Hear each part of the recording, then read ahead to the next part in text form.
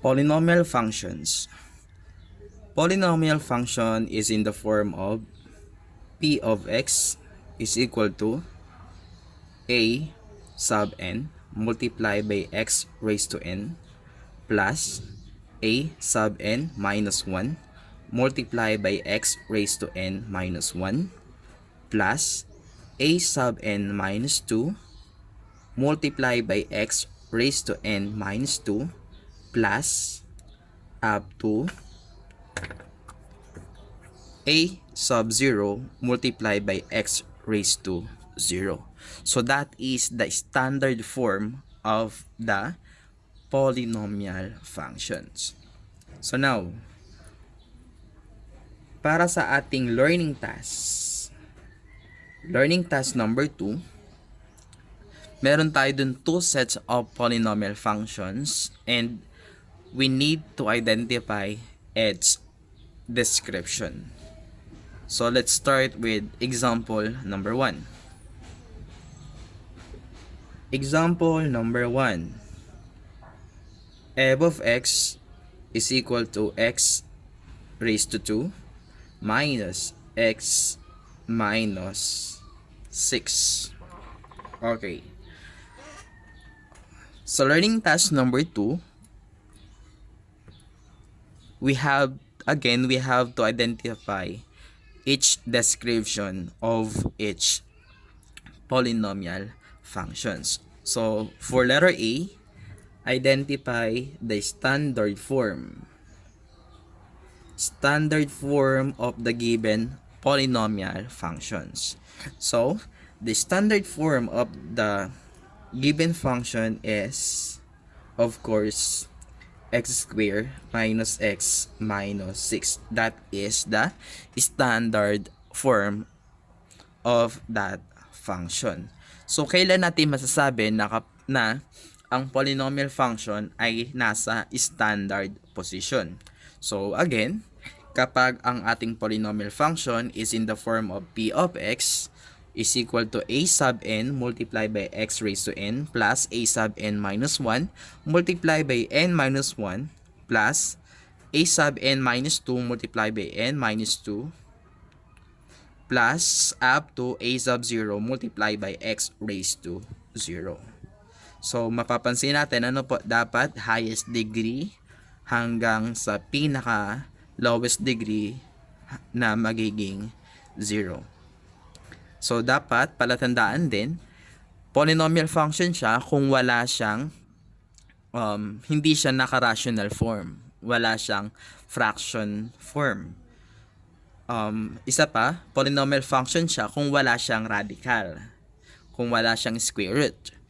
At bilang huli, polynomial function siya kung wala siyang negative exponent. So, yun ang mga palatandaan na polynomial functions ang ating given. So again, polynomial function, standard form, from highest exponent to 0 as the exponent.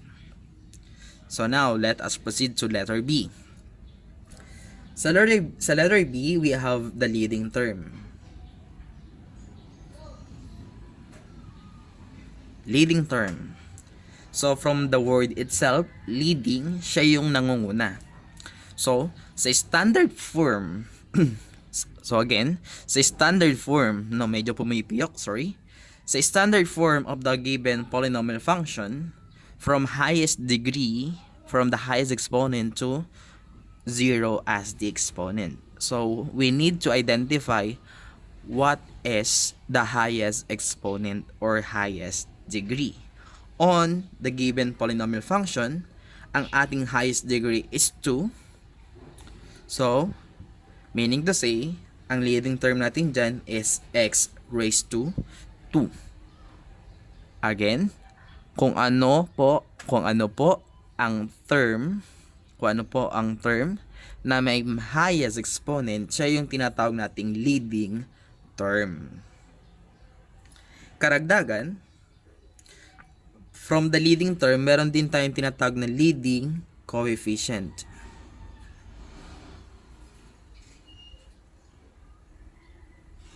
leading coefficient. So, sa leading coefficient, titingin tayo sa leading term, ano po yung kanyang numerical coefficient. So, from the leading term na x square, automatic po meron po yung 1 as numerical coefficient, meaning to say, ang ating leading coefficient is 1. So, again, yung leading coefficient po natin, that is the number before the variable x with the highest degree or exponent. Next, karagdagan lang din po, meron tayong tinatawag na constant term. Constant term. Kung ang leading term natin ay yung mayroong pinakamataas na degree, ang constant term naman natin is yung term na may 0 as the exponent. So, ibig sabihin, ang ating constant term is yung term na walang variable x. So, from the given function, ang ating constant term dyan is negative 6. Again, constant term is the term without variable x. Next is letter C, number of turning points.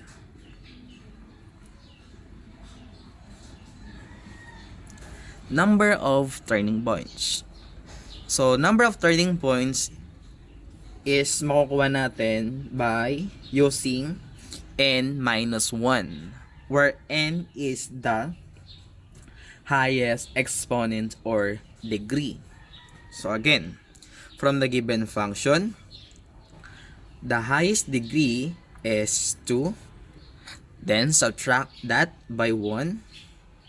So, magkakaroon tayo dito ng 1. So, meaning to say, ang number of turning points ng polynomial function na f of x is equal to x squared minus x minus 6 is 1. So, meron lang po tayo dyang isang turning points. So, aside from that, guys, so for example, meron pa tayong isang paraan para malaman yung number of turning points. So, that is by means of graph. So, by graph, malalaman natin yung kanyang number of turning points. So, for example, meron tayo ditong Cartesian coordinate plane. So, sabihin natin na halimbawa, ito ay quadratic function, ibig sabihin, ang kanyang graph ay parabola or parang letter U yung kanyang shape. So, pag sinabi nating turning points, turn, yung liko, ilang beses siya lumiko. So, sa letter C natin, number of turning points from the given function, ilang beses lumiko? Isang beses lang lumiko. So, that is the number of turning points. So, mamaya, magpapakita pa ako ng isa pang example para makita natin or para ma-visualize natin, para maunawa natin mabuti, ano ba ang number of turning points. Okay? So, kung maliwanag na tayo sa standard form, leading term, leading coefficient, constant term, and the number of turning points, now let us proceed to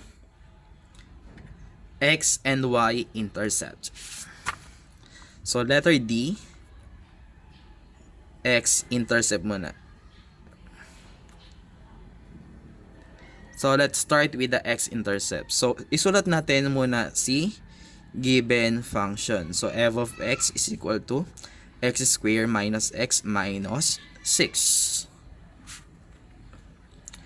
So, when we say x-intercept, that is the value of x when y is 0. So, again, x-intercept is the value of y when x is 0. So, para malaman natin ang ating x-intercept, let f of x be equal to 0. Substitute 0 from f of x. Yan. So again, Let f of x be equal to 0. Substitute 0 from f of x.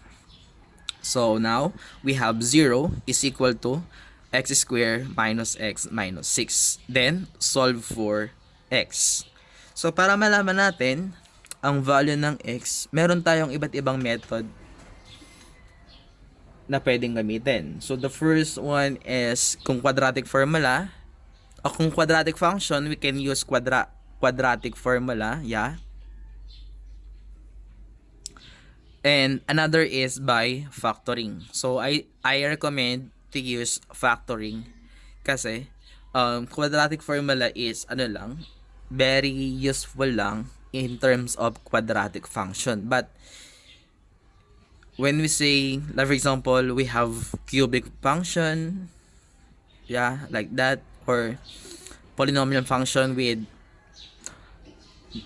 4, 5, 6 as the exponent. So, hindi na kaya yon ng quadratic formula. So, ang pinaka highly recommended talaga is the factoring. So, factor tayo. Ano bang factor ng x squared minus x minus 6? So, sa factoring, siguro na pag-aralan na ito noong inyong lower level, grade 7, 8, and 9.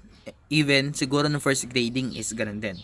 So, sa factoring natin, first, i-factor muna natin yung ating first term. Ang factor ng x squared ay x times x.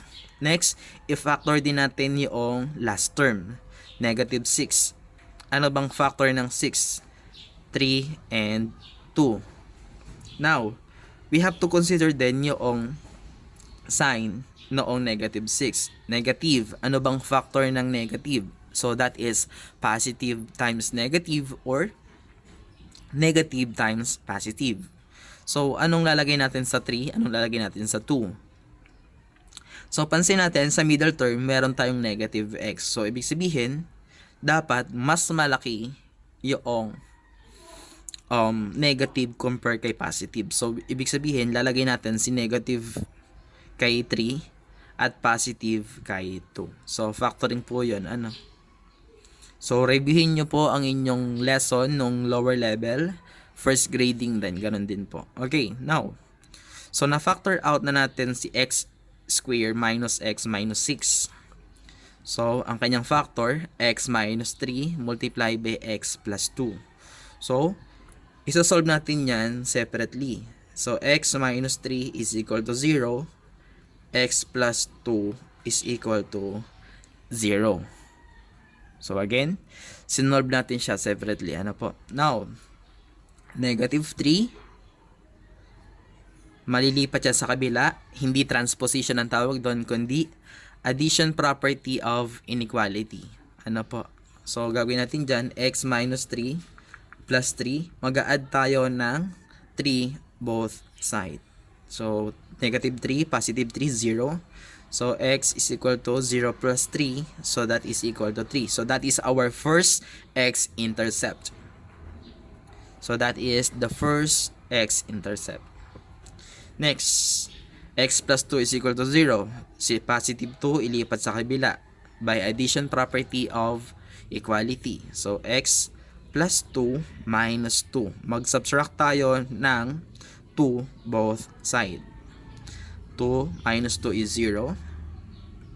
0 minus 2 is negative 2. So that is our second x-intercept. So, meron tayong tinatawag ng multiplicity. Ano po? Multiplicity. So, yung number of multiplicity natin is makikita natin sa labas ng factor. Kung merong exponent sa labas ng ating factor, doon natin makikita ang multiplicity. So, for example, ito naman is walang exponent sa labas. So, ibig sabihin, 3, ang ano natin dito, x-intercept, 3 with multiplicity of 1, kasi wala naman siyang exponent dito. Negative 2 with multiplicity of 2. Oh, sorry.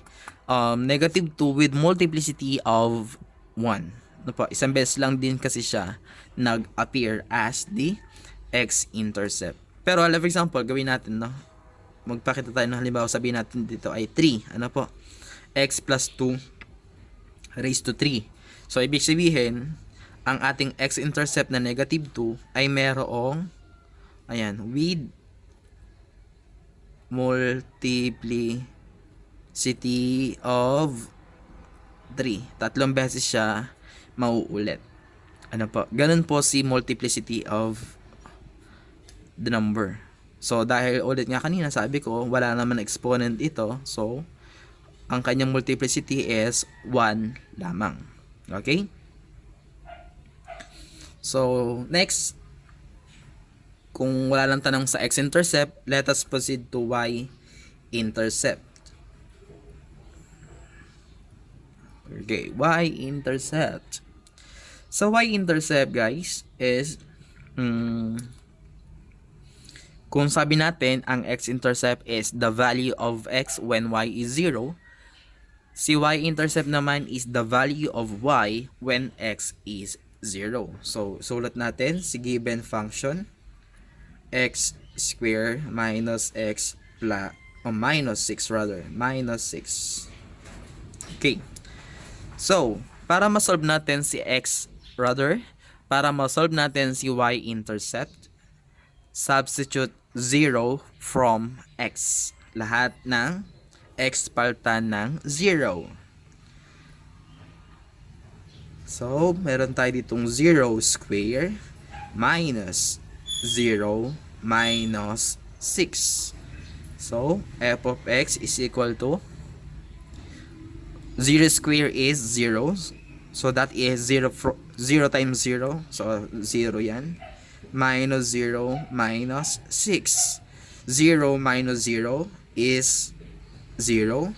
Minus 6 is negative 6. So, that is our y-intercept. Negative 6. Negative 6 is the value of y or f of x when x is 0. Any more question? So, kung walang tanong patungkol dyan, let us proceed to another set of example. Example number 2. F of x is equal to x squared multiplied by x minus 2 raised to 2. The question is, polynomial or not? So, the given function, example number 2, is a polynomial function. Bakit? So, ulitin po natin. Hindi siya polynomial kung meron siyang negative exponent. Hindi siya polynomial kung meron siyang square root. At hindi rin siya polynomial kung siya ay nasa rational form or meron siyang fraction. Ano po? So, letter A. Letter A natin is standard form.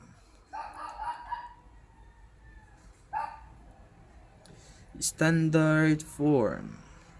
So, f of x is equal to x squared multiplied by x minus 2 raised to 2. Yan na po ba ang ating standard form? No. Because the standard form of the polynomial function is in the form of p of x is equal to a sub n multiplied by x raised to n plus a sub n minus 1 multiplied by x raised to n minus 1 plus up to a sub 0 times x raised to 0. So, para magkaroon tayo ng standard form sa ating example number 2, kailangan natin siyang i-simplify. So, paano po yun? So, i-multiply lang po natin sila. So, meron tayo ditong x square. Simplify natin po ito. So, x minus 2 square, magiging ano yan? X raised to 2 minus 4x plus 4. Ano po? Saan nanggaling ito? Sinimplify natin si x minus 2 raised to 2. Next, distribute natin si x square. x squared times x squared, x raised to 4, x squared times negative 4x, negative 4x cubed, x squared times positive 4 is positive 4x squared. So now we have our standard form of the given polynomial functions. Letter B, leading term.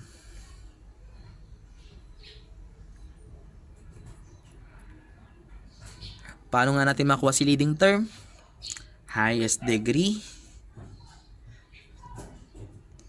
then identify the term with the highest degree or exponent. So leading term natin is x raised to 4. Leading coefficient,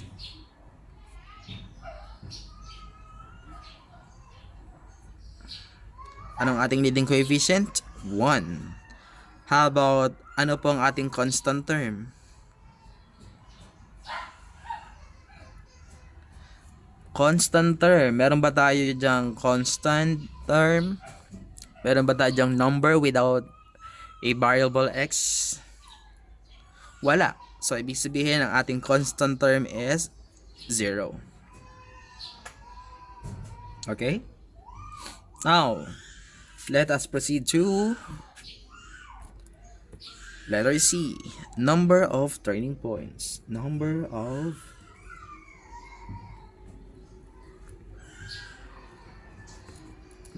turning points. Number of turning points. So again, we have n minus 1, where n is the highest degree or exponent. Since the highest degree is 4, subtract that by 1, then we have 3 as the number of turning points of the given polynomial functions. So, by graph, siguro magiging itsura niya. So, 1, 2, 3. So, ilang beses lumiko? 1, then 2, then pangatlo. So, 1, 2, 3. Tatlo ang kanyang turning points. Ano po? So, ganyan. Next. Kung wala lang tayong doon, punta na tayo sa x-intercept.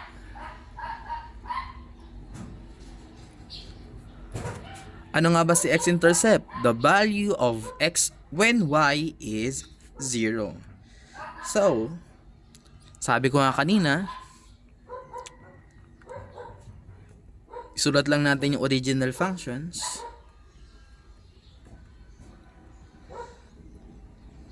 Para ma-solve natin si x-intercept, let f of x be equal to 0.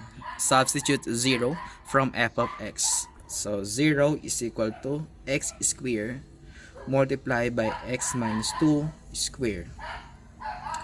So since ang ating given polynomial functions is naka-factor na, so mas mabilis na tayo makakapag-solve ng polynomial o ng x-intercept.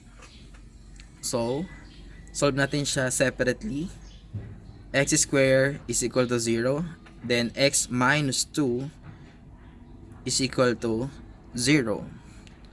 So, para ma-solve natin si x, square root both side. What is the square root of x squared? X. Square root ng 0 is 0. X minus 2 is equal to 0.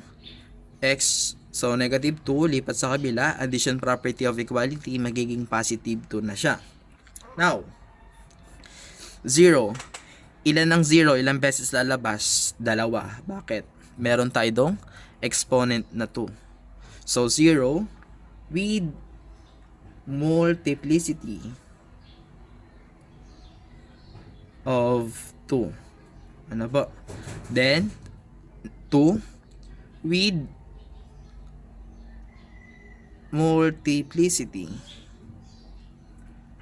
of 2. Bakit 2 din? Kasi x minus 2 raised to 2. So, dalawa yung kanyang multiplicity. Okay?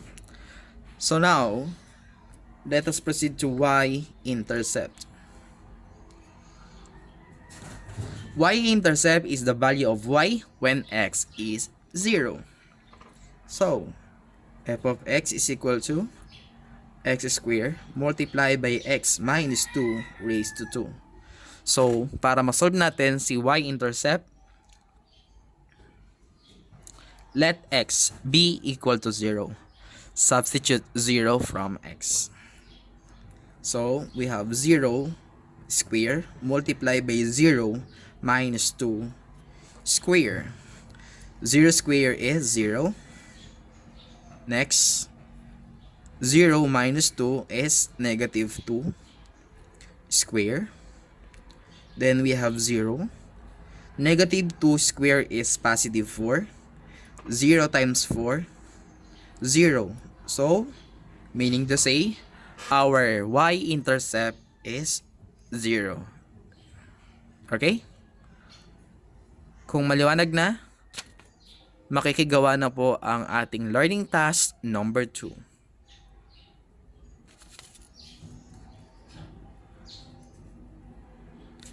Thank you and happy learning!